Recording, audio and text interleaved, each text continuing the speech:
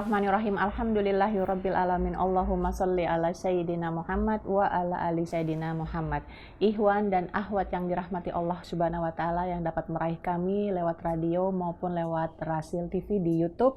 Assalamualaikum warahmatullahi wabarakatuh. Semoga saja yang mendengarkan kami pada hari ini diberikan dan dilimpahkan kesehatan juga kebahagiaan bersama keluarga. Yang saat ini mungkin saja masih stay di rumah atau masih diam saja di rumah mengingat kondisi COVID-19 yang masih menjadi ujian bagi kita semua. Mudah-mudahan ikhwan dan akhwat dikaruniai kesabaran insya Allah. Alhamdulillah saya Caroline hadir kembali di ruang dengar ikhwan dan akhwat dengan fikih wanita bersama guru kita Ustazah Herlini Amran. Saat ini juga berada di kediaman Ustazah. Mari kita sapa terlebih dahulu. Assalamualaikum warahmatullahi wabarakatuh Ustazah. Waalaikumsalam warahmatullahi wabarakatuh. Terima kasih, kami sudah diterima di kediaman Ustazah yang nyaman, yang dingin. Ustazah sehat dan keluarga? Alhamdulillah. Insya Allah Ustazah selama kurang lebih 90 menit ke depan tema yang diangkat, karena memang kita akan menyambut Ramadan Ustazah ya, sebentar lagi hitungan hari. Tema kita yaitu Ramadan dan ketakwaan keluarga. Tafadol Ustazah. Bismillahirrahmanirrahim. Alhamdulillah wassalatu wassalamu ala rasulillah wala haula wala quwata illa billah.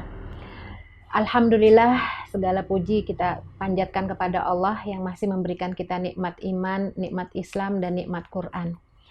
Kita dalam hari ini, dalam bulan-bulan ini penuh dengan ujian dan musibah. Kita sebelum memulai, kita berdoa dulu kepada Allah. Allahumma inna nas'aluka ridhoka wal jannah wa na'udzubika min sakhatika wan nar. Allahumma idfa' annal bala wal ghala wal waba wal kuruna wa ghairaha ma la yadfa'uhu ghairuk ya qawiyyu ya matin wa ya rabbal alamin la ilaha illa anta subhanaka inna kunna minadh dhalimin. Allahumma inna na'udzubika minal baros wal junun wal judham wa min sayil asqam. Allahumma inna na'udzubika min jahdil bala wa darkis syaqa wa su'il qada wa syamatatil a'da. Mudah-mudahan kita semua dilindungi Allah, diberikan kesehatan yang prima dalam rangka menyambut Ramadan dan mengisi hari-hari kita di bulan Ramadan. Pendengar yang dirahmati Allah, sebentar lagi kita akan melaksanakan ibadah rutin tahun kita, yaitu ibadah Ramadan. Ada hal yang menarik di sini, bahwa Allah telah memberikan kita suatu syariat di dalam Islam, syariat yang diturunkan oleh Rabb, penguasa langit dan bumi, pencipta alam dan segala isinya, syariat yang selaras dengan fitrah manusia yang lurus sebagaimana Allah fitrahkan kepada manusia. Syariat ini adalah syariat yang sangat sesuai dengan hamba-hamba Allah, tanpa ada rasa di sana kasih sayang dan kemanusiaan yang agung, mudah dipraktekkan, tidak ada kesulitan, dapat diterapkan di setiap masa dan tempat.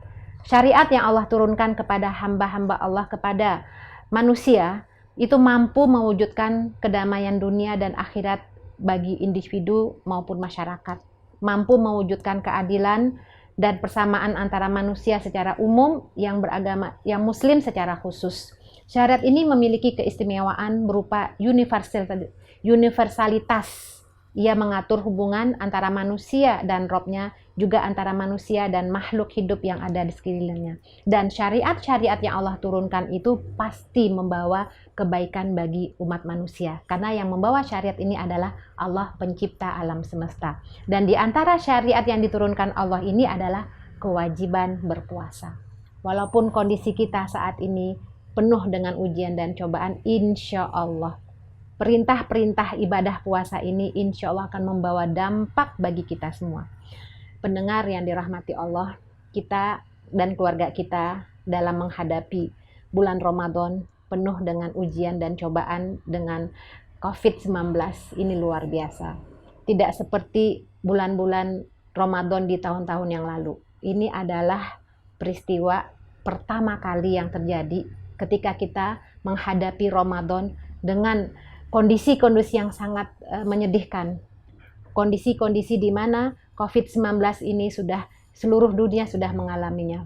Penuh dengan ujian dan musibah. Kita doakan yang meninggal karena wabah ini diberikan syahid, pahala syahid insya Allah. Yang diberikan ujian sakit, semoga Allah berikan kesembuhan, dan yang sehat tetap sehat insya Allah. Bulan Ramadan adalah bulan yang diwajibkan berpuasa bagi umat Islam sejak tahun kedua Hijriah. Kita tahu puasa diwajibkan tahun kedua Hijriah oleh Allah yang diturunkan langsung kepada Rasulullah SAW. Itu berarti setelah Rasulullah hijrah ke Madinah.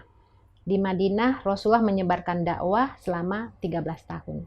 Kemudian tahun kedua di Madinah, tahun kedua Hijriah, barulah diwajibkan perintah saum atau puasa. Padahal kita tahu bahwa syariat puasa ini sebenarnya sudah ada sejak dulu. Sudah ada pada masa-masa dulu. Bahkan sekilas kalau kita membahas tentang sejarah puasa, itu bahwa makhluk hidup pun melakukan puasa. Makhluk hidup ini tidak hanya manusia tapi juga hewan. Hewan yang berpuasa dengan tidak terpaksa. Mereka pilihan sendiri. Seperti puasanya hewan pada fase-fase tertentu dalam hidupnya. Seperti yang dilakukan sebagian serangga ketika berada dalam kepompongnya. Dalam jangka waktu tertentu, serangga mengurung diri dalam kepompongnya, setelah itu baru keluar dengan fase hidup barunya yang berbeda dari fase sebelumnya. Kita dapat lihat bagaimana hewan-hewan telah melakukan itu, dan tentu hewan itu adalah makhluk ciptaan Allah. Dan Allah Maha tahu bagaimana hewan itu menjalani kehidupannya. Begitu juga puasa pada manusia. Manusia telah mengenal puasa semenjak kehidupan awal. Terbukti lewat dokumen bersejarah. Bahkan peribadatan raja-raja Fir'aun di Mesir. Itu ada bukti-bukti bagaimana orang-orang dahulu, bahkan Romawi, Persia, seluruh umat dan bangsa kuno masa lalu telah mengenal puasa. Dan ini terbukti tulisan seorang ilmuwan kuno, Hippocrates, yang hidup pada abad ke-5 sebelum Masehi, diberi gelar sebagai bapak kedokteran. Dialah orang pertama yang menyusun cara-cara berpuasa yang menemukan beberapa terapi pengobatan puasa pada masa Yunani kuno. Bahkan kita juga tahu ya bagaimana agama Yahudi atau Kristen ya, mereka juga mengenal cara berpuasa khusus mereka. Nah, Islam pun mengenal, tapi diwajibkan kepada umatnya itu setelah siap lahir dan batin. Ketika umat Islam tidak lagi berada dalam keadaan diteror, ditekan di Mekah, tapi ketika di Madinah siap secara lahir dan batin dalam menjalankannya. Dan kita tahu Rasulullah menjalankan ibadah puasa ini bukanlah seumur hidup beliau, yang Ramadan itu diwajibkan. Kita kemarin beberapa waktu yang lalu pernah bahas ya Mbak ya, bahwa Ramadan itu adalah nama-nama bulan yang sudah ada sebelum Islam, yang oleh Rasulullah sebarkan sebagai ajaran Islam ya. Itu Ramadan sudah ada nama-nama bulan itu, tapi belum diwajibkan puasa. Jadi ketika di Mekah menyebut Ramadan, itu tidak langsung image-nya oh puasa. Puasa ini diwajibkan tahun kedua Hijriah ya. Artinya Rasulullah berpuasa Ramadan seumur hidup beliau berapa kali Mbak? Kalau kita lihat tahun 2 Hijriah 9 kali. Karena Rasulullah wafat itu tahun ke-11 Hijriah. Artinya seumur hidup beliau yang meninggal atau wafat di usia 63 tahun itu hanya 9 kali Ramadan ya. Dan kita alhamdulillah Allah berikan kesehatan, kita sudah merasakan Ramadan bertahun-tahun, dan memang ini adalah qadarullah. Ramadan inilah yang kita alami berbeda dengan Ramadan yang lalu, di mana sekarang saat ini masjid kosong, syiar-syiar keislaman juga mulai dikurangi dalam arti berkumpul karena COVID-19 ini adalah hal-hal yang baru terjadi Ramadan ini. Tapi tidak masalah, insya Allah kita akan memahami, kita akan membahas tentang bagaimana bekal kita mengisi Ramadan ini terhadap keluarga kita agar muncul ketakwaan di sana. Oleh karena itu, ada persiapan-persiapan menjelang Ramadan. Sebagaimana yang dilakukan oleh para salafus soleh, membuat planning, terutama dalam keluarga ya. Dengan COVID-19 ini juga kita buat planning, karena kita sehari-hari berkumpul bersama keluarga kita. Kita buat perencanaan apa yang akan kita lakukan, apa visi dan misi kita dalam menjalankan Ramadan ini di tengah-tengah kondisi seperti ini yang tentu sangat menyedihkan. Bahkan kita mendengar bagaimana muazin itu ketika mengumandangkan azannya itu penuh dengan air mata ya. Bagaimana mereka menyuruh orang-orang sholatlah di rumah kalian, Masya Allah ya. Apalagi bulan Ramadan yang penuh dengan keceriaan, masjid ramai selama ini, iktikaf. Tentu saat Ramadan sekarang ini sepi. Ini sangat menyedihkan, tapi tidak apa-apa. Kita akan mulai menata, kita akan mulai membuat perencanaan. Pertama adalah tentang visi. Jadi visi dan strategi kita akan bahas ya. Apa visi Ramadan kita terhadap keluarga kita, yang kita berkumpul bersama-sama dengan keluarga kita. Ini salah satu hikmah COVID-19 ini adalah kita dieratkan dengan keluarga kita. Selama ini mungkin jarang bertemu, sekarang berkumpul bersama diuji ujian dan kesabaran menghadapi anak-anak kita. Luar biasa, subhanallah ya. Visi Ramadan kita untuk keluarga agar muncul ketakwaan di keluarga kita itu adalah menggapai takwa, meraih maghfirah. Jadi yang kita inginkan adalah bagaimana ketakwaan muncul dalam keluarga kita sehingga ampunan Allah meliputi keluarga kita. Kita tahu bagaimana tujuan Ramadan itu. Sebagaimana yang dalam Al-Quran ketika turunnya perintah kewajiban berpuasa itu, ya ayyuhalladzina amanu kutiba alaikumusiyam kama kutiba alal ladzina min qablikum la'allakum tattaqun. Artinya la'allakum tattaqun ini adalah visi Ramadan kita, hadirnya ketakwaan. Nah, visi takwa di sini adalah visi utama dalam ibadah puasa. Jadi takwa ini adalah visi utama dalam ibadah puasa kita. Agar ketakwaan ini hadir dalam keluarga kita. Menurut Imam Ghazali, kata takwa yang terdapat dalam Al-Quran itu memiliki 3 makna. Yang pertama maknanya takut. Jadi takwa yang pertama artinya takut. Ya, sebagaimana dalam surat Al-Baqarah ayat 281. Wattaqu yauman turja'una fihi ilallah. Summa tuwaffa kullu nafsin bima kasabat wa hum la yuzlamun. Artinya bertakwalah. Maksudnya di sini bertakwa adalah takutlah. Jadi takutlah kalian suatu hari yang kamu akan dikembalikan kepada Allah dan kamu akan diwafatkan dan kamu tidak akan dizolimi.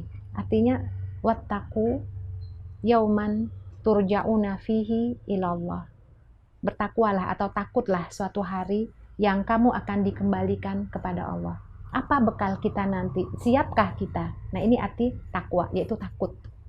Yang kedua, arti takwa itu bisa berarti ketaatan dan ibadah. Sebagaimana dalam surat Ali Imran ayat 102 yang khitabnya ditujukan kepada orang-orang beriman. Ya ayyuhalladzina amanu ittaqullaha haqqa tuqatih wa la tamutunna illa wa antum muslimun.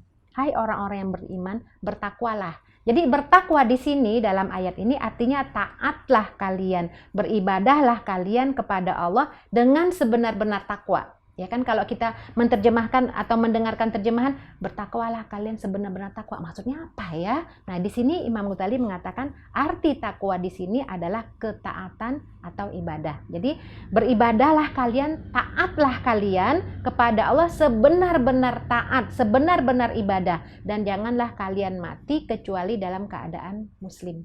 Nah, ini arti yang kedua. Yang pertama takut, yang kedua ketaatan atau ibadah. Dan ibadah. Yang ketiga, membersihkan dan mensucikan hati dari dosa-dosa. Jadi arti takwa yang ketiga ini bagaimana kita membersihkan dan mensucikan hati kita dari dosa-dosa. Sebagaimana dalam surat An-Nur ayat 52, "Wa may yuti'illaha wa rasulahu wa yakhshallah wa yattaqhi faulaika humul faizun."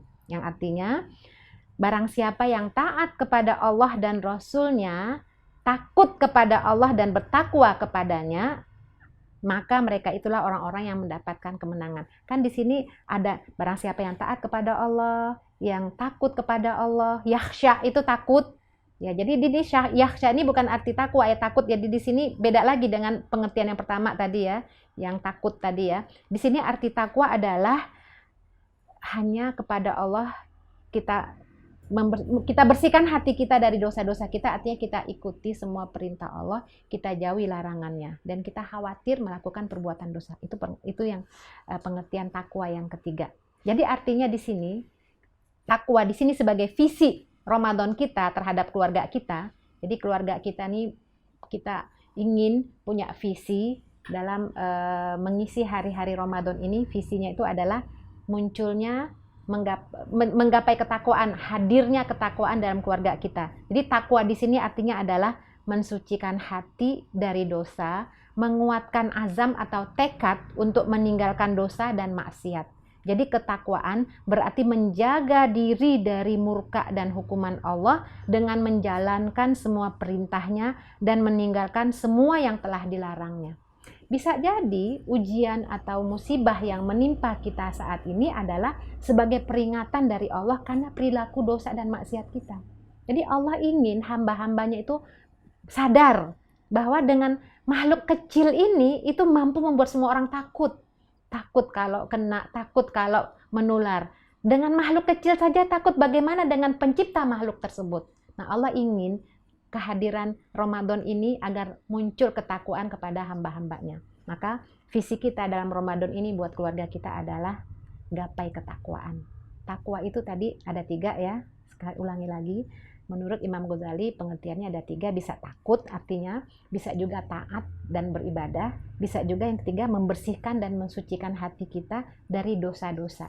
Kita hindarkan semua kemaksiatan, kita jauhi perbuatan-perbuatan yang membuat Allah murka.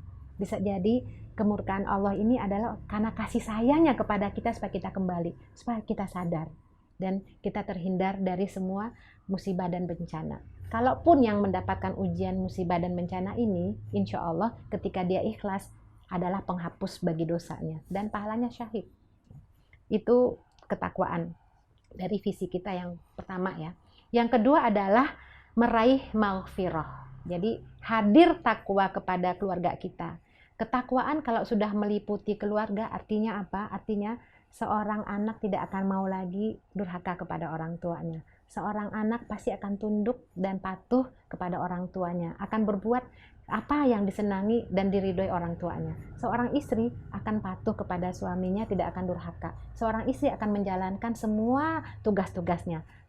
Takwa dalam keluarga bagi suami adalah dia akan bertanggung jawab. Dia akan mendidik istri dan anak-anaknya. Dia akan jaga dan lindungi keluarganya dari api neraka. Dia akan memfungsikan dirinya sebagai qawam. Ketakwaan yang hadir dalam keluarga akan membawa berkah.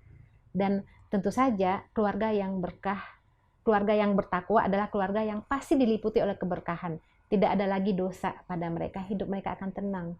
Rezeki mereka akan halal insya Allah. Dan inilah yang akan kita raih ya, kita akan gapai dengan Ramadan ini, hadirnya ketakwaan dalam keluarga kita.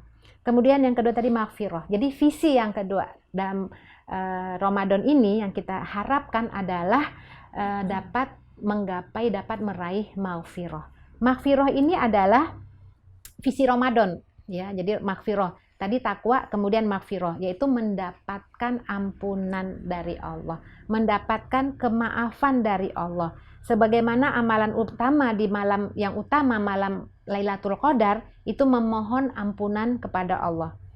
Imam Nasai meriwayatkan ketika Aisyah radhiyallahu anha bertanya kepada Rasulullah, "Ya Rasulullah, bagaimana pendapatmu jika aku mendapatkan malam Lailatul Qadar? Apa yang kira-kira yang harus aku baca?" Maka Rasul menjawab, "Quli, katakanlah, Allahumma innaka afuwun tuhibbul afwa fa'fu anni." Jadi artinya kita ingin di bulan Ramadan ini nanti Allah ampuni semua dosa-dosa dan kesalahan kita.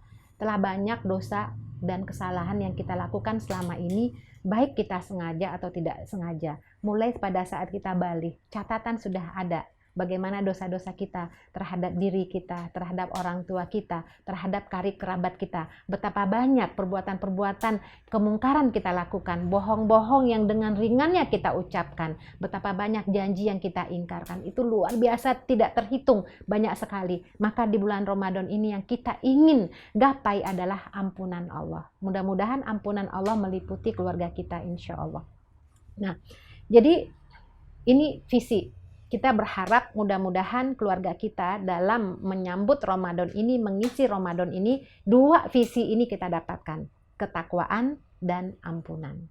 Dengan ketakwaan dan ampunan kita berharap mudah-mudahan musibah yang menimpa bangsa kita lenyap.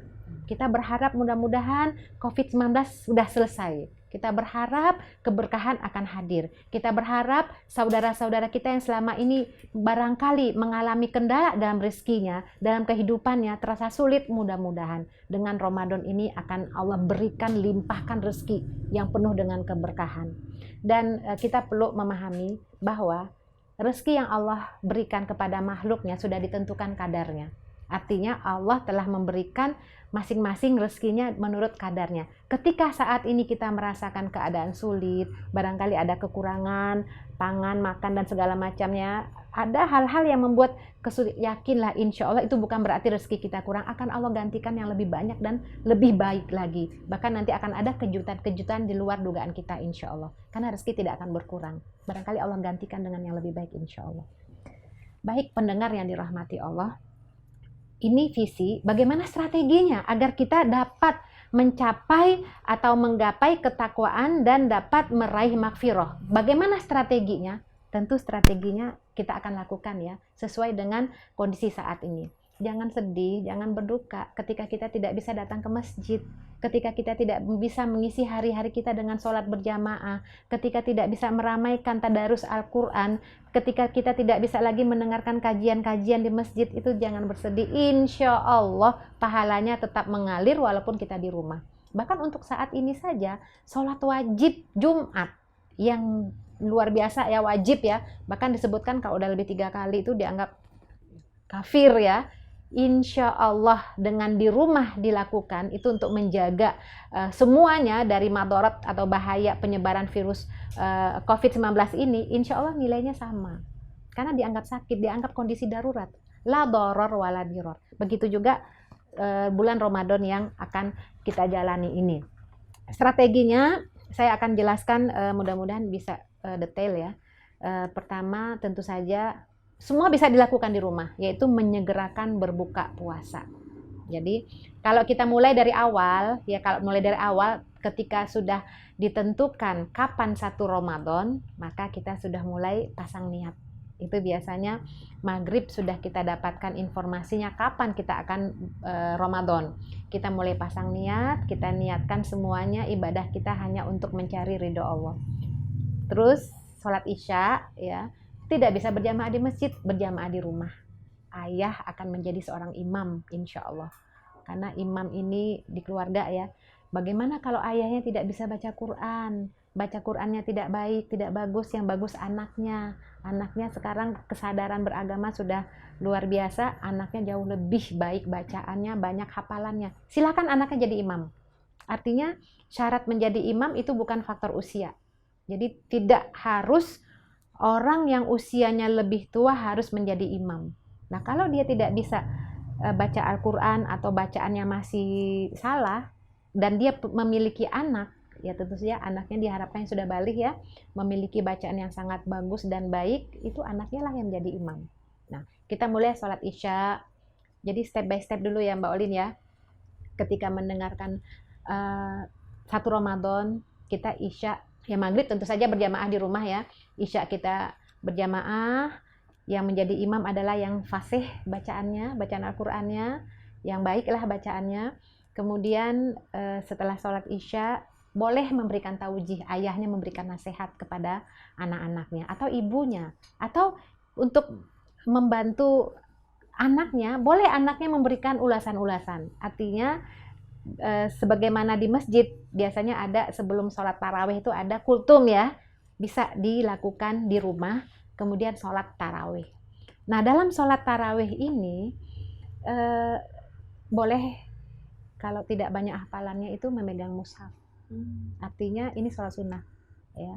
Dan kita tidak perlu bersedih karena jamaah tarawih di masjid itu di masa Rasul itu tidak tiap hari. 9 kali Rasulullah melaksanakan ibadah puasa itu hanya 3 kali yang berjamaah. Jadi kalau 9 kali berarti hari pertama saja kan. Jadi ketika lihat Rasulullah lagi sholat di masjid, wah ini sholat qiyamul lail. Karena tarawih itu sebenarnya adalah qiyamul lail. Sholat malam ya qiyamul lail. Kalau tahajud itu berarti tidur dulu ya. Jadi kalau kita ingin melaksanakan qiyamul lail itu itu qiyamul itu kan perintah Allah ya di surat Al-Muzammil. Ya ayyuhal muzammil qumil laila illa qalila, qum al-lail, bangun malam.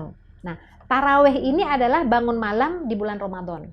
Di luar bulan Ramadan namanya qiyamul lail.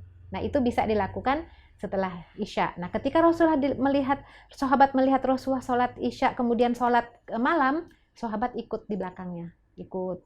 Lama-lama biasanya kalau semangat ibadah di kalangan sahabat itu kan luar biasa. Besok malamnya tersebarlah, Rasulullah ada sholat setelah qiyamul lail. Akhirnya berjamaah dengan gelombang jamaah yang jauh lebih banyak dari yang hari pertama. Kemudian tersebar lagi, Rasulullah qiyamul lail hari ketiga, berbondong-bondong banyak sampai masjid itu sampai sesak ya, karena sahabat ingin meraih keutamaan bersama Rasulullah. Hari keempat itu membludak, tapi mereka tunggu Rasulullah nggak muncul-muncul. Rasulullah di kamar tidak keluar, karena kita tahu kamar Rasulullah itu berdampingan dengan masjid ya, tidak keluar sampai mereka tertidur menunggu Rasulullah. Nah, itu pas menjelang subuh, ya Rasulullah engkau kemana? Kami menunggu. Rasulullah sholatnya di rumah kan. Kata Rasulullah, saya khawatir kalau saya mengimami kalian anggap ini adalah ibadah yang wajib, maka saya tidak ingin itu. Udah selesai. Artinya sahabat sendiri-sendiri. Jadi artinya sholat taraweh yang berjamaah saat ini, yang selama ini menjadi syiar kita di bulan Ramadan, itu adalah sholat taraweh yang berjamaah yang dicanangkan, yang dilakukan oleh Khalifah Umar bin Khattab. Jadi masa Abu Bakar As-Siddiq itu belum ada sholat taraweh berjamaah. Itu di masa Umar bin Khattab. Karena Umar bin Khattab melihat di masjid penuh orang, sesak, tapi sholatnya masing-masing. Apa kata Umar? Alangkah baiknya kalau manusia ini, makmum ini, orang-orang ini di bawah satu imam. Alangkah indahnya kan, artinya enak dilihat pandangan mata, tidak sendiri-sendiri. Akhirnya jadilah di masa Umar bin Khattab sholat tarawih berjamaah. Nah, sekarang kita barangkali inilah satu-satunya, barangkali kalau saya mengalami, inilah satu-satunya bulan Ramadan yang kita tidak bertarawih berjamaah di masjid.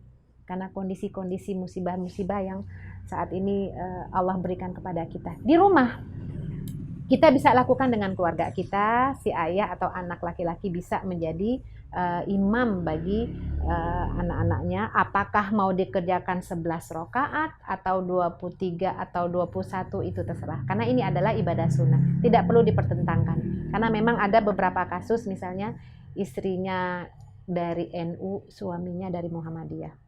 Istrinya putri kiai, suaminya putra tokoh Muhammadiyah. Kita tahu kalau Muhammadiyah itu 11 rakaat ya.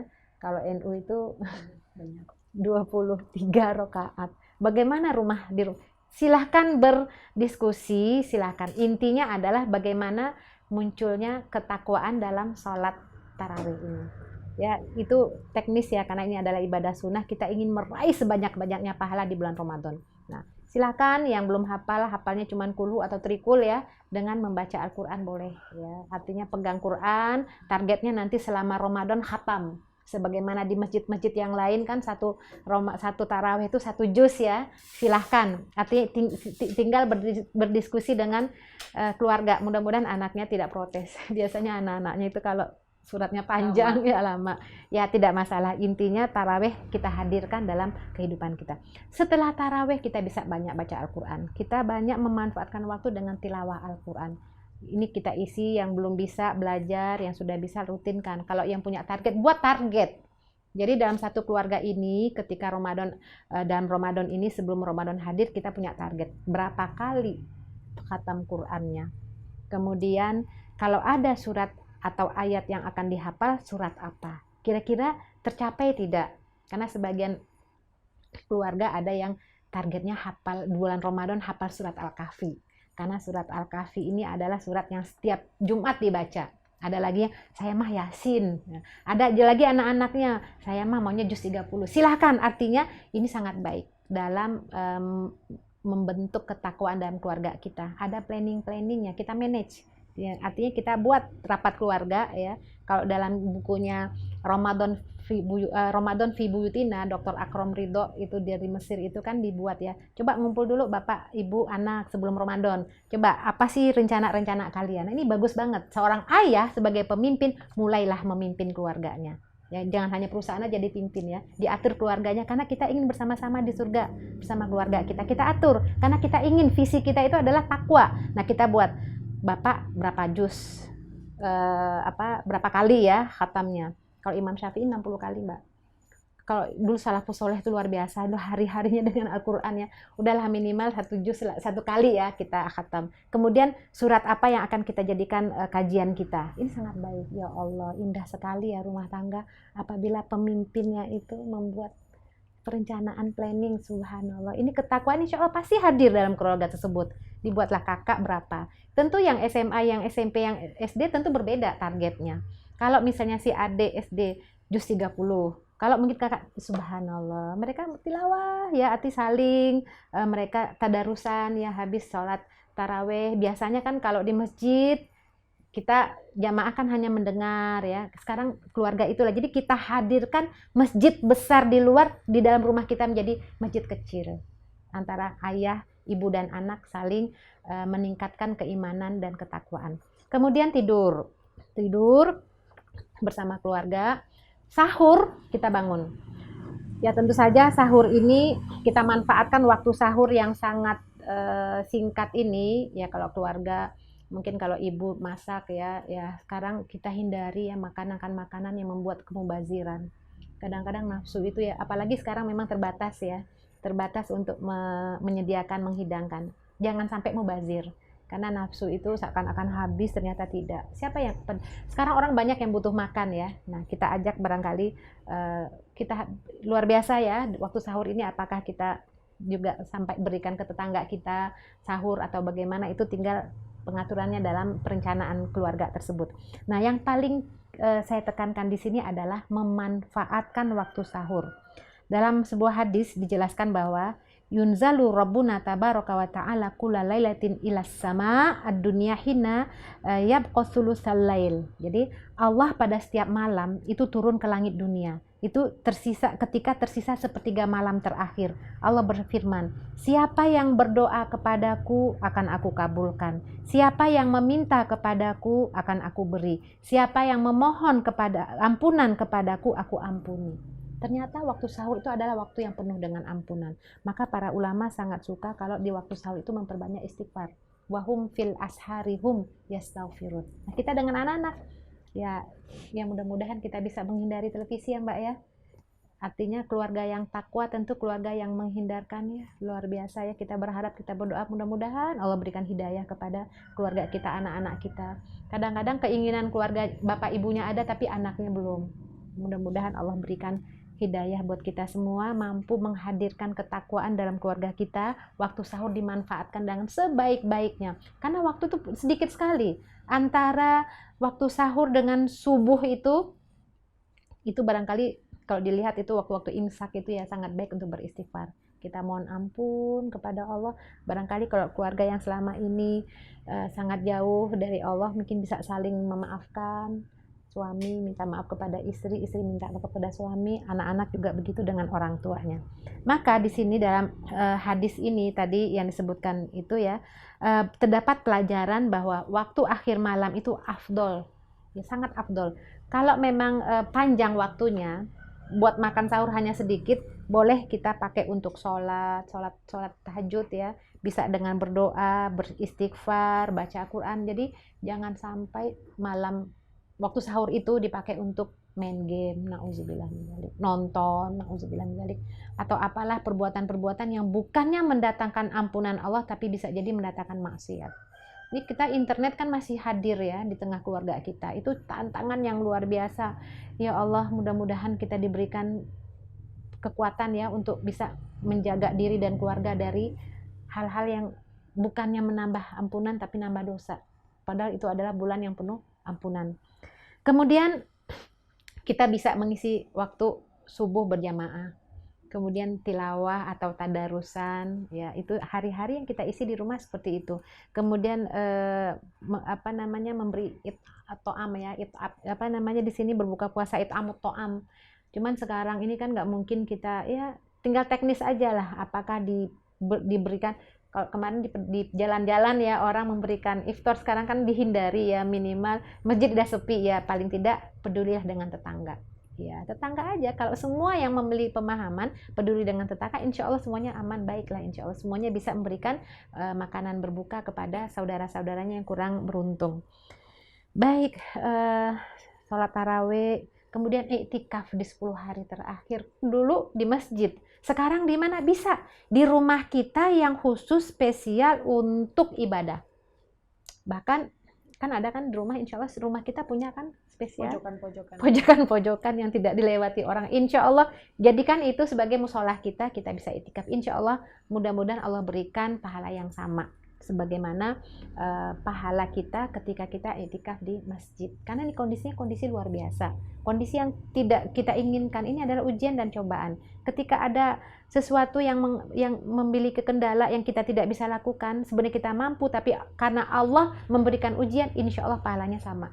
Jadi itikaf tetap ya di rumah, kemudian kita menunggu malam Lailatul Qadar. Ya. Sekarang umroh aja enggak.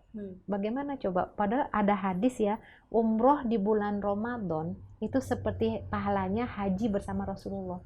Sekarang kita umroh nggak bisa karena kondisi yang luar biasa. Insya Allah mudah-mudahan yang kemarin punya niat umroh, yang sudah punya dana, yang barangkali mungkin sudah daftar ya, sudah menyerahkan dananya, terhalang, insya Allah pahalanya dapat. Ya. Kemudian tentu saja zakat fitrah kita berikan ya, artinya ibadah-ibadah Ramadan selain ya jangan sampai ada terjadi berkumpul gitu ya malam takbiran, kita hindari.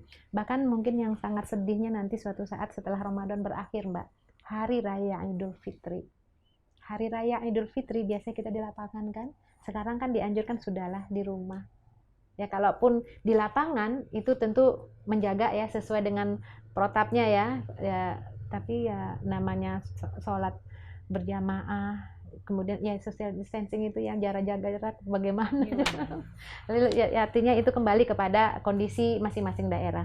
Kalau yang merah itu memang tidak dianjurkan, tapi mungkin ada tempat-tempat yang masih aman ya itu, tapi dengan menjaga tadi ya jarak. Bagaimana bisa menjaga soft gitu ya? Ini kondisi darurat. Ad-daruratu tubihul mahzurat, kaidah fikihnya begitu. Yang darurat itu membolehkan sesuatu yang terlarang. Khinzir saja, babi aja itu udah haram, tapi kondisi darurat itu boleh. Nah, artinya apalagi dalam masalah sholat. Yang artinya bukan berarti kan kalau orang berjamaah sholat sopnya nggak rapat berarti sholatnya nggak sah, nggak juga sah sholatnya. Nah, apalagi untuk menjaga kesehatan ya dengan berjarak itu mudah-mudahan ya kalau ada yang melaksanakan sholat id di lapangan itu ya dijaga jangan sampai berdekatan ya, tapi kalau daerahnya kondisinya merah itu ya yang sangat bahaya, udah di rumah saja insya Allah, di rumah saja sholat idnya. Nanti khutbahnya siapa ya, sama seperti Jumat lah insya Allah sholat Jumat ya. Kalau sholat Jumat itu kalau anaknya 3 misalnya bapak ibu itu kan bapaknya misalnya jadi imam khotib sekalian khotib. Jadi makmumnya insya Allah diterima, walaupun secara fikih ada yang menyebutkan makmum itu 40 orang atau apa, itu teknis harus di lapangan, itu kondisi-kondisi ya memang khilafiyah. Kalau memang tidak bisa melaksanakan Jumat ya berarti zuhur. Jadi ganti dengan sholat zuhur. Itu teknis ya, artinya masalah khilafiyah ini jangan menjadi penyebab kita itu bertengkar. Silahkan kalau syarat sholat Jumat harus 40 orang, ya udah berarti ganti dengan sholat zuhur. Tapi kalau yang mengatakan nggak apa-apa, yang penting ada 3 orang gitu ya, silahkan. Artinya untuk melaksanakan sholat Jumat ya. Begitu juga Idul Fitri. Mudah-mudahan Ramadan kali ini kita bisa isi dengan semaksimal mungkin, seoptimal mungkin, sehingga hadir ketakwaan dalam keluarga kita, sehingga keluarga kita menjadi keluarga yang diampuni oleh Allah Subhanahu wa Ta'ala. Insyaallah. Alhamdulillah Ikhwan dan Akhwat, telah kita dengarkan pemaparan Ustazah seputar tema kita pada hari ini, yaitu keutamaan Ramadan dan ketakwaan keluarga. Kita akan kembali nanti dengan sesi tanya dan jawab yang akan saya wakili, karena insya Allah yang Ikhwan dan Akhwat dengarkan kali ini adalah rekaman. Jadi nanti pertanyaan yang dibacakan merupakan pertanyaan yang insya Allah mewakili pertanyaan Ikhwan dan Akhwat. Kami akan kembali setelah jeda nasyid berikut ini.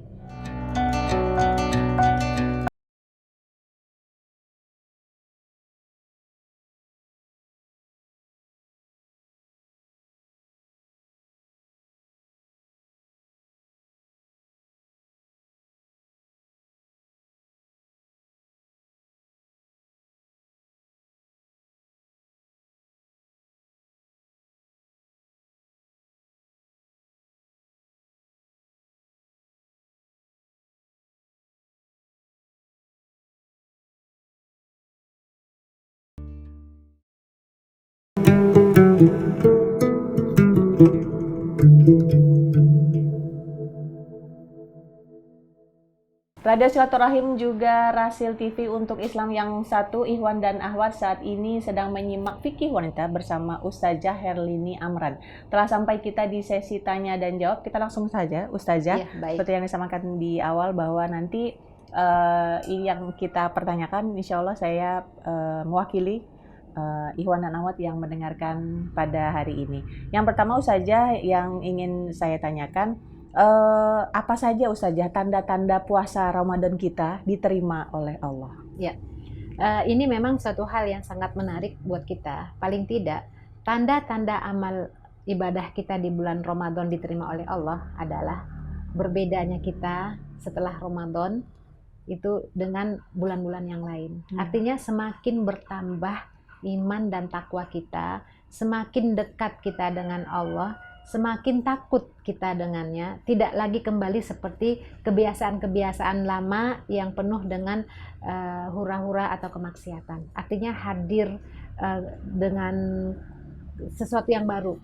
Artinya ketika Ramadan, ibadah-ibadah yang selama ini kita lakukan itu pun tidak kita lupakan di luar Ramadan.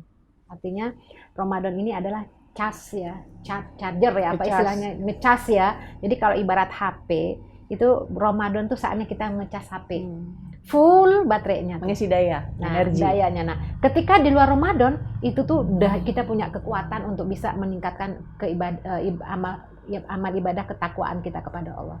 Nanti kalau udah menjelang Ramadan udah mulai lagi berkurang, dicas lagi. Jadi artinya pribadi kita setelah Ramadan berlalu, insya Allah semakin baik. Jadi bukan kembali kepada kebiasaan lama. Jadi artinya Ramadan selesailah ketakwaannya. Tidak. Justru Ramadan selesai maka bertambahlah minimal stabil. Ya, artinya di bulan Ramadan ini adalah upaya untuk kembali kepada Allah. Di luar Ramadan kita jaga dengan amal-amal yang kontinu. Masalahnya gini Mbak, kebiasaan kita di Indonesia ini adalah kebiasaan tradisi ya. Ya barangkali dengan adanya ujian musibah COVID ini mudah-mudahan kita semakin bisa menyadari kekeliruan kita. Itu tradisi apa? Coba deh kalau bulan Ramadan biasa-biasanya. Biasa yang tidak ada musibah ini ya, COVID-19. Itu aneka rupa makanan tuh luar biasa. Berbuka tuh kita sampai bingung milih yang mana ya. Padahal Ramadan itu ada bulan ketakwaan, bukan bulan makan. Nah, jadi artinya di situ udah jelas ya tradisi. Kemudian hari raya aja. Malamnya setelah tidak dikabarkan tidak ada taraweh lagi karena besok hari raya, itu luar biasa gembiranya, saking gembiranya nggak sholat malam tuh malamnya. Ngapain? Ya mungkin berbenah-benah rumah, padahal yang dituju oleh kita di bulan Ramadan ketika berakhirnya Ramadan itu mestinya malam itu bertambah rasa sedih kita berpisah dengan Ramadan ya, bertambah taat dan takwanya kita di malam itu. Makanya Imam Syafi'i itu mengatakan ada 5 malam yang doa di malam itu Allah ijabah. Artinya berdoa itu dikabulkan Allah, diampuni dosanya kalau minta ampun. Itu 5 malam tuh ya. Malam Idul Fitri, malam Idul Adha, malam pertama di bulan Rajab, malam hari Jumat, dan malam nisfu Sya'ban. Jadi arti kalau malam, nah kalau besok Id kita walaupun tidak ada tarawih lagi, tapi kita tetap mengerjakan qiyamul lail.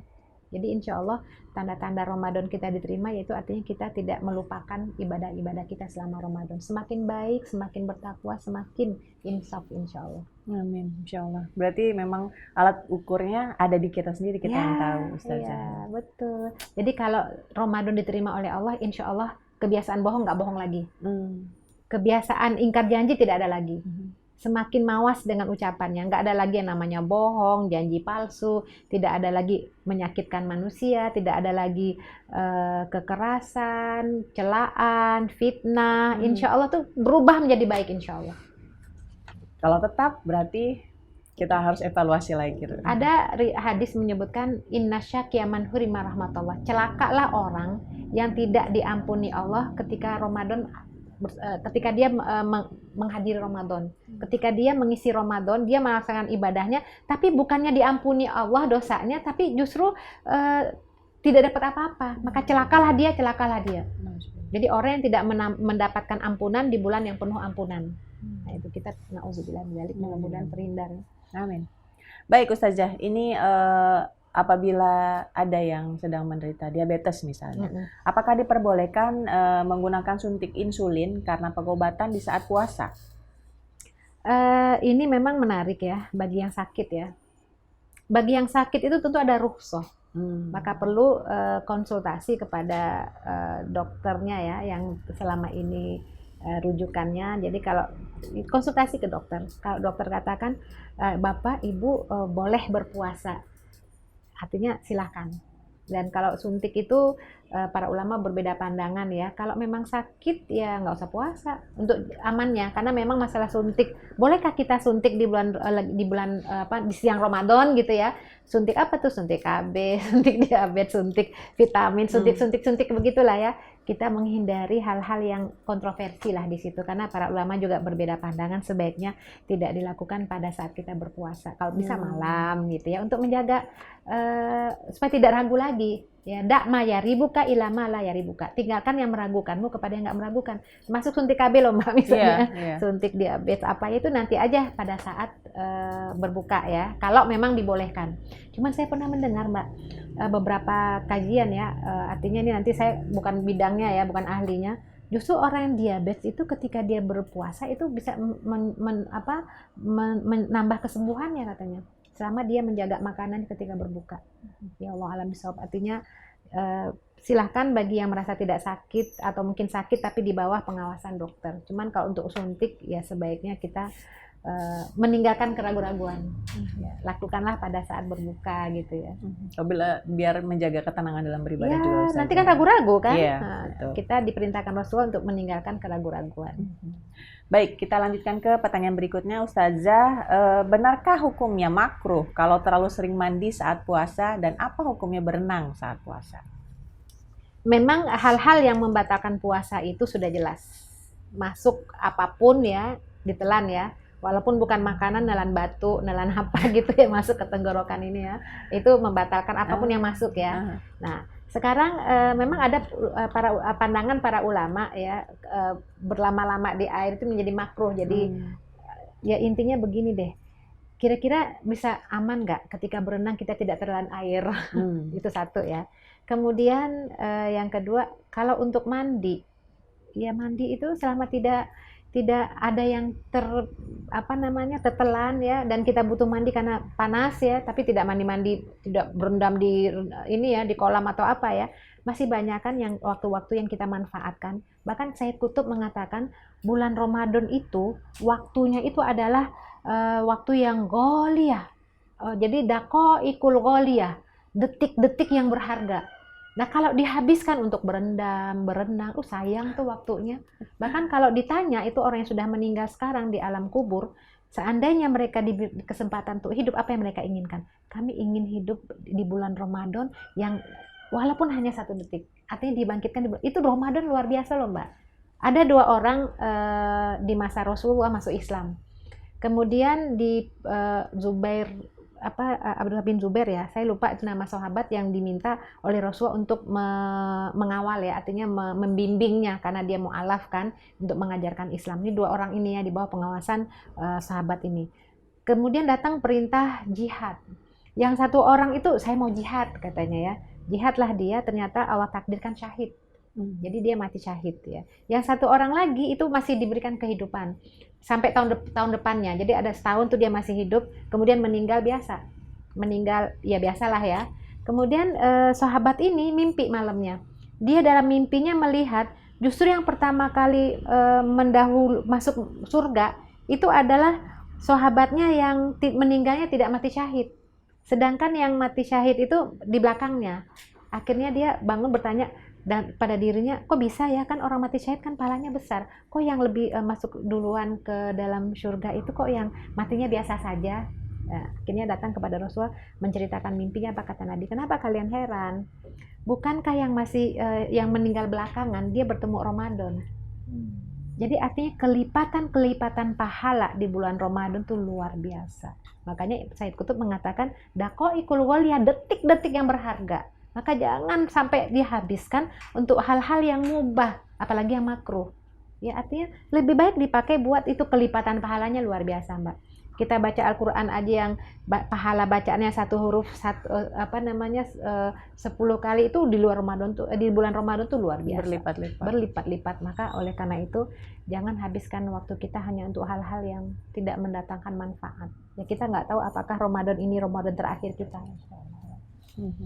Ya, Ustazah, mengingat ini adalah kebiasaan ibu-ibu rumah tangga ketika di bulan Ramadan tiba, baik menjelang berbuka puasa, sahur, kesibukannya kan jadi penunggu dapur istilahnya. Sedangkan tadi Ustazah mengingatkan kita untuk ibu-ibu jangan terlalu sering menghabiskan waktu di dapur, beribadahlah, membaca Quran, zikir segala macam. Namun apakah ada kesamaan pahala ketika biasanya tuh ibu-ibu merasa ketika dia memberikan makanan atau memasakkan makanan untuk yang sedang berpuasa, yang dia lakukan ini pahalanya sama saja dengan dia berzikir atau melakukan sholat-sholat atau ibadah-ibadah sunnah. Apakah asumsi itu betul atau tidak tepat, Ustazah? Ya, ini memang menarik ya. Artinya memang kerjanya ibu ya. Iya. Kerjanya ibu untuk menghidangkan makanan terbaik. Cuman yang perlu kita tahu adalah, yang perlu kita pahami, at-taqwa hahuna. Ketakwaan tuh ada di sini. Artinya jangan sampai mengatasnamakan untuk menyediakan yang terbaik hidangan kepada keluarga waktu kita habis seharian di dapur. Macam-macam ya, yang aneka rupa masakan. Sebenarnya berbuka dan untuk sahur tuh apa sih ya?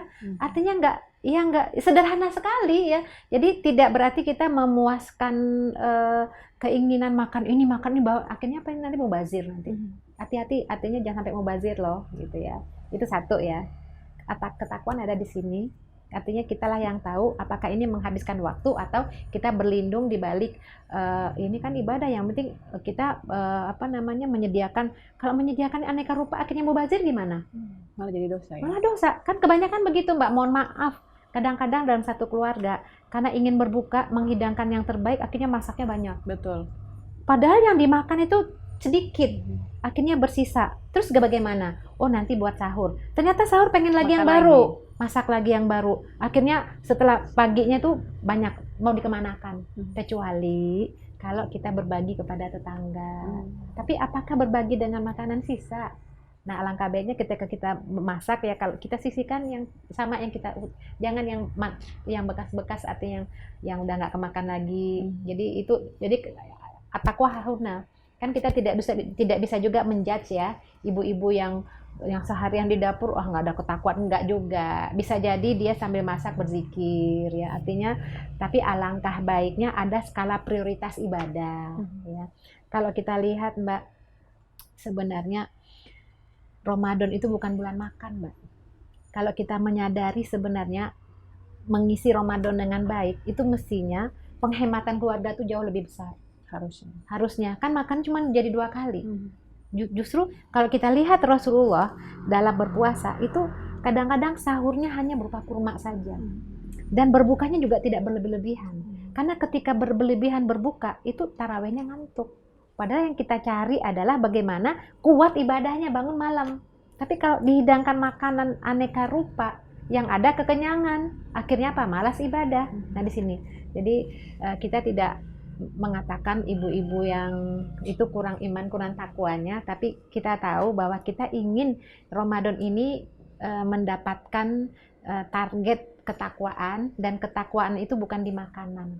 Ya. Bahkan kita temukan praktek beberapa keluarga di bulan Ramadan tuh dapurnya itu tidak nyala karena memang dia catering.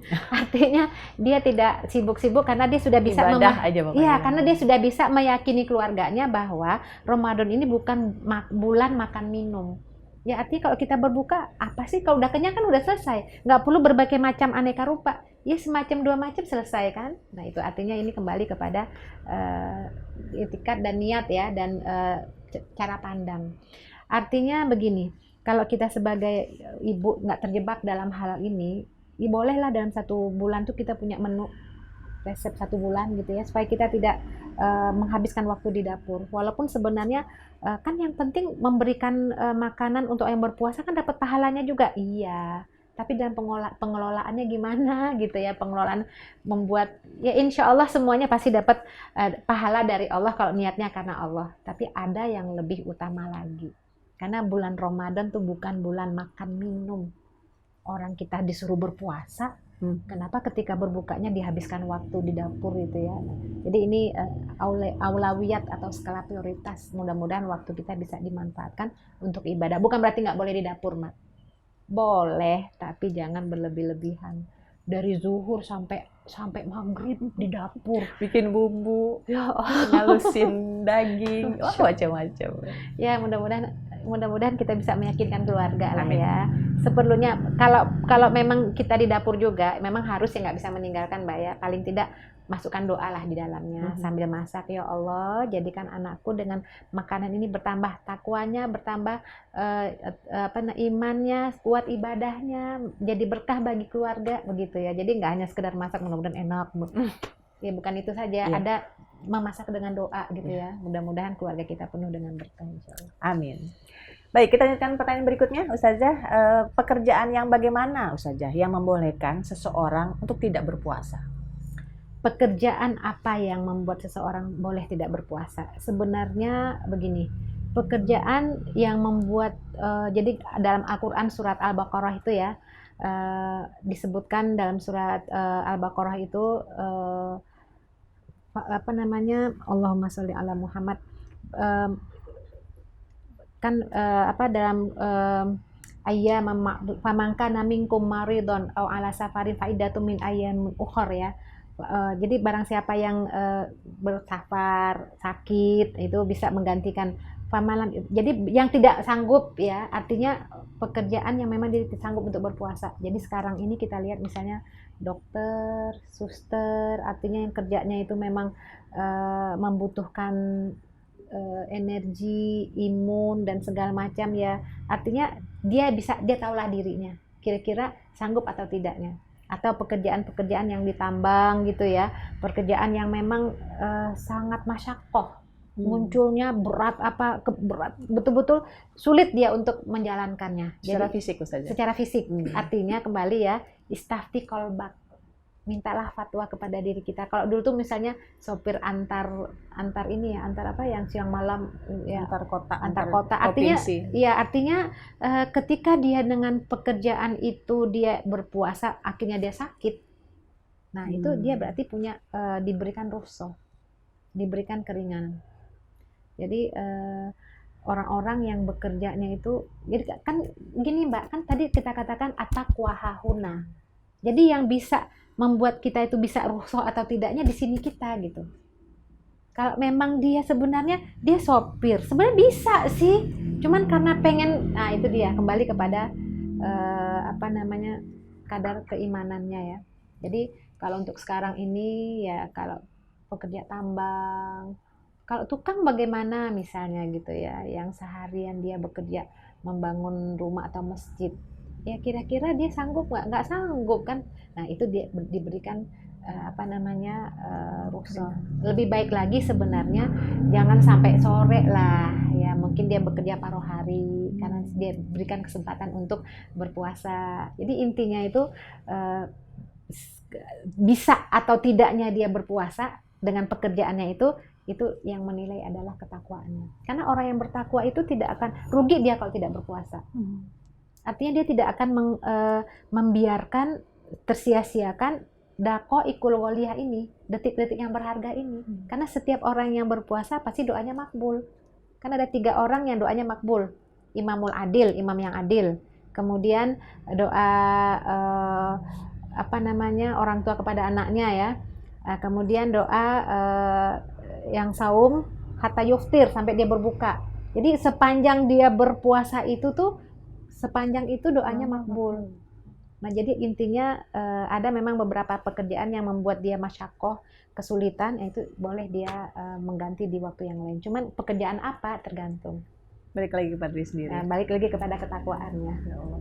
Allah berikan kebebasan. Ya. Masya Allah. Termasuk dokter-dokter gitu ya, atau yang kerjanya tuh siang malam gitu, yang kalau dia berpuasa, tapi justru orang berpuasa tuh imunnya kuat loh. kan semua kembali kepada ini ya. Bahkan ada orang yang sakit itu disuruh berpuasa, dengan berpuasa dia sehat. Kan ada dalam hadis, sumu tasihu, saumlah kamu, puasalah kamu akan sehat. Ini slogan ini jadi ini loh Mbak, di barat itu tuh ya, di rumah sakitnya atau di kampusnya itu jadi slogan. Padahal itu diambil dari Islam. Ada beberapa apa dalam Al-Quran apa tuh itu mereka ini kan. Jadi intinya semua keyakinan kita. Masya Allah. Baik, satu pertanyaan lagi, Ustazah.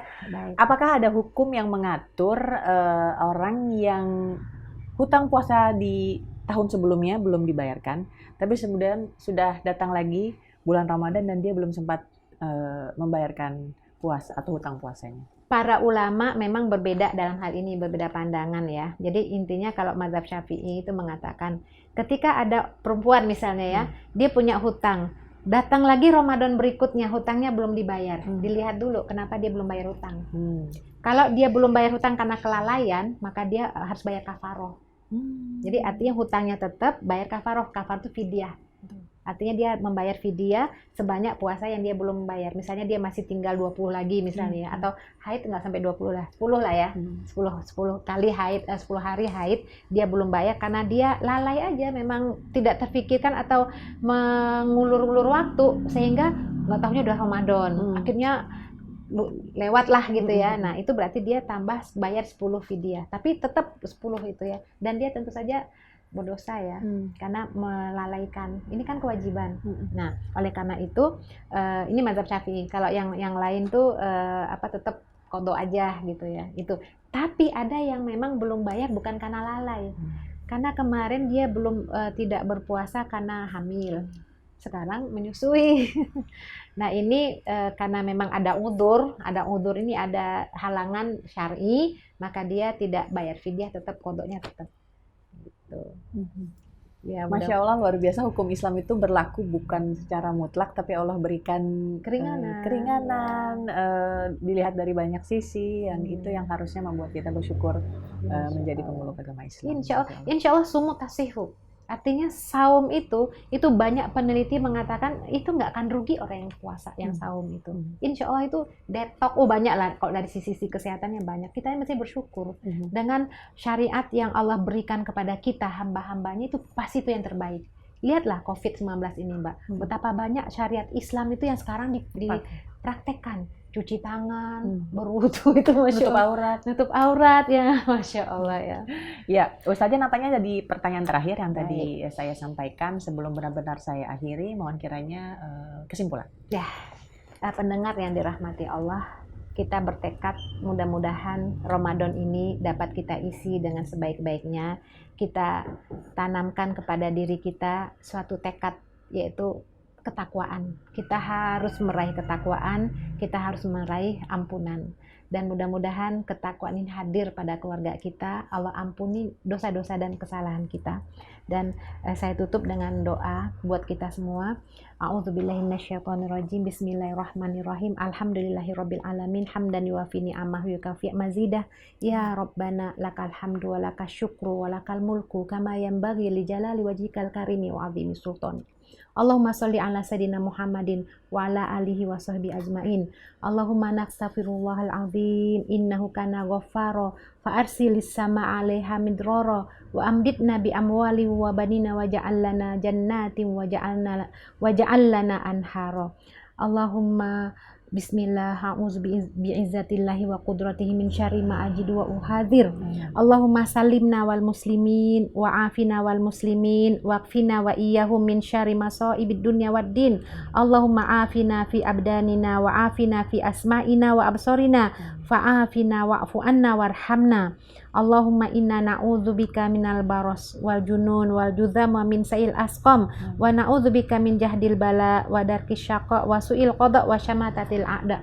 Rabbana taqabbal minna du'aana wa siyamana wa qiyamana innaka antas samiul alim. Rabbana taqabbal minna ya arhamar rahimin. Rabbana taqabbal minna innaka antal ghafurur rahim. Ya arhamna irhamna ya rahman ya rahim irhamna ya arhamar rahimin. Aku qouli hadza astaghfirullah lakum. Assalamualaikum warahmatullahi wabarakatuh. Terima kasih Ustazah atas waktunya, atas tempatnya. Mudah-mudahan diberkahi Alhamdulillah. Allah. Juga kesehatan untuk keluarga Ustazah. Amin, amin ya rabbal alamin. Juga harapan serupa untuk pendengar sekalian, mudah-mudahan kita dapat menyambut bulan suci Ramadan dalam keadaan sehat walafiat, dan Amin. insya Allah ilmu yang baru saja kita dengarkan ini dapat menambah kemantapan kita dalam menyambut bulan suci Ramadan yang akan tiba dalam hitungan jari saja. Saya Caroline yang didampingi oleh kru yang bertugas pada hari ini, ada Fajar dan Agus. Mohon undur diri, terima kasih atas perhatiannya. Mohon maaf apabila ada kekurangan. Subhanaka Allahumma wa bihamdika asyhadu an la ilaha anta astaghfiruka wa atubu ilaik. Wabillahi taufik wal hidayah. Wassalamualaikum warahmatullahi wabarakatuh.